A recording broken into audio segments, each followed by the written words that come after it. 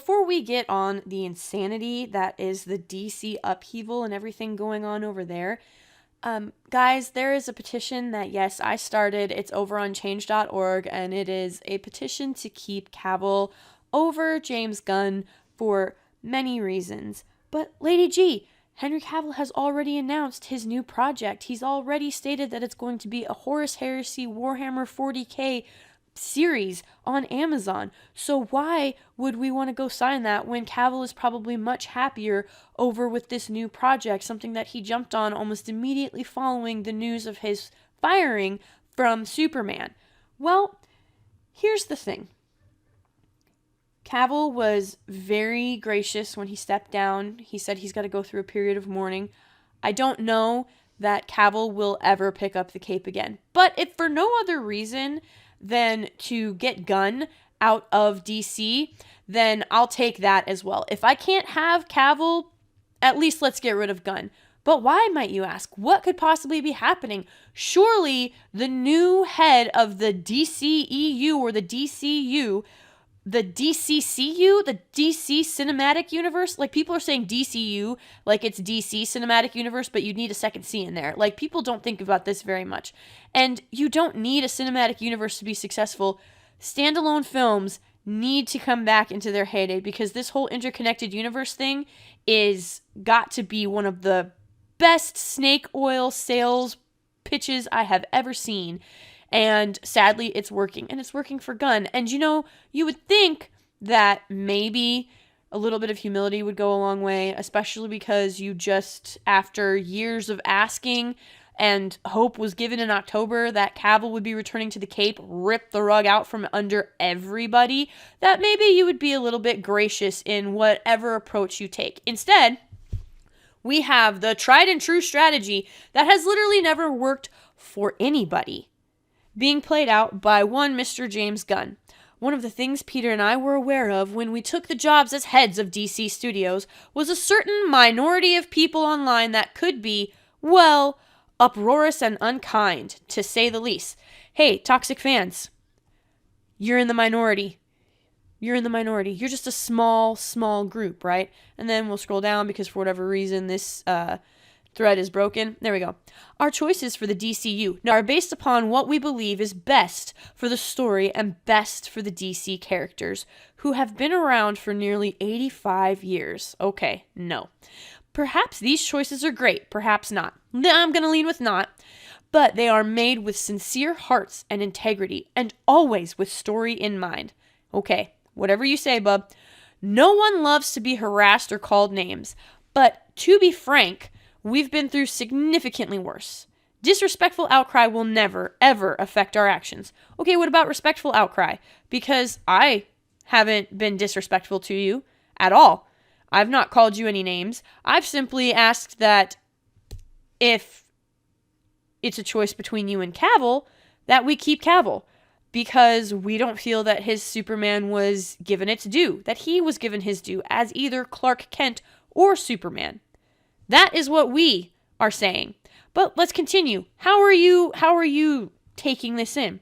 We were aware there would be a period of turbulence when we took this gig. So it means you were always planning on firing Mr. Cavill if you ever took over. If you were given the keys, you were already going to eject him out the door.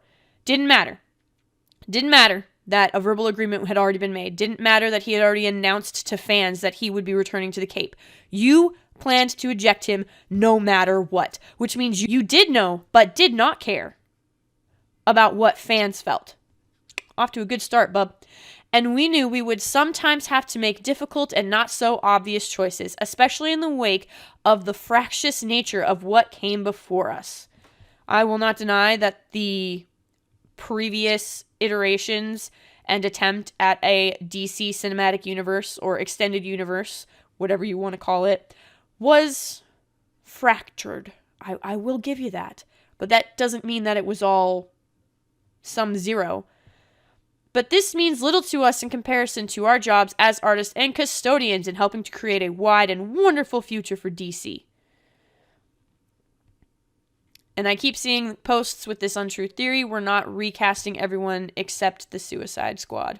So you are recasting the Suicide Squad? I am confused. Yeah, keeping Ezra and Amber. Yeah, I mean, certain people have not been announced to go. But there you go, guys. Once again, we fans who are pushing and telling the studio, we are literally telling the studio what we will pay them millions, tens of millions, hundreds of millions of dollars for, and they are not listening. Why? Because we are, again, we're just a minority. We're just a toxic minority fandom, a minority of toxic fans. You little toxic fans.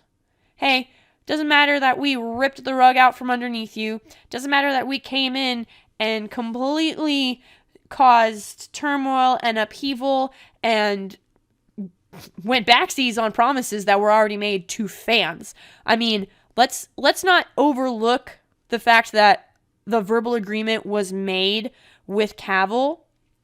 Let's not overlook that, but also in doing so, fans who had been pushing for this, who had been pushing for Cavill's return as Superman, and for Affleck's return as Batman, and for Godot's return as Wonder Woman.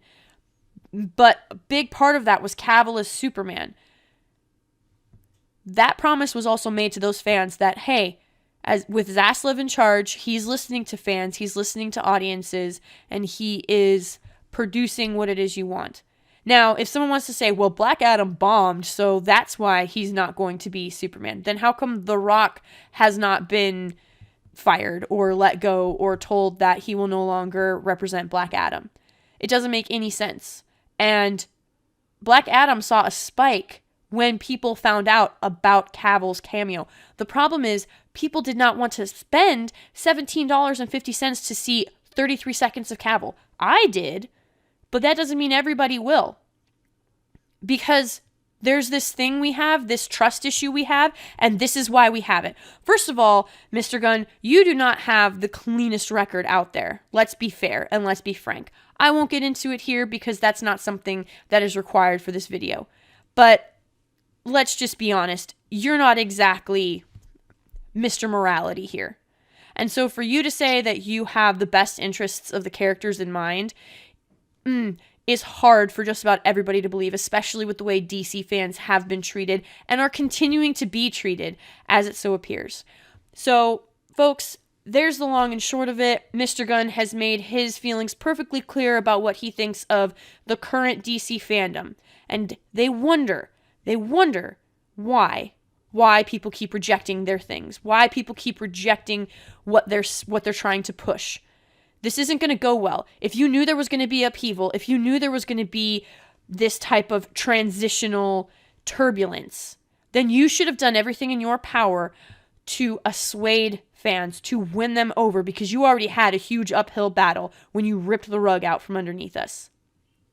Now, you have any, and I mean it was like razor thin already. Any goodwill or benefit of the doubt that existed is gone. It's evaporated. You've blown it all. Congratulations. So, folks, let me know what you think down below, and the link to the petition is going to be in the description if you want to click over and sign it. Our money can be better served elsewhere, like Cavill's new Warhammer project. So, much love, God bless, Godspeed, thank you all so much, and let me know what you think down in the comments. Bye!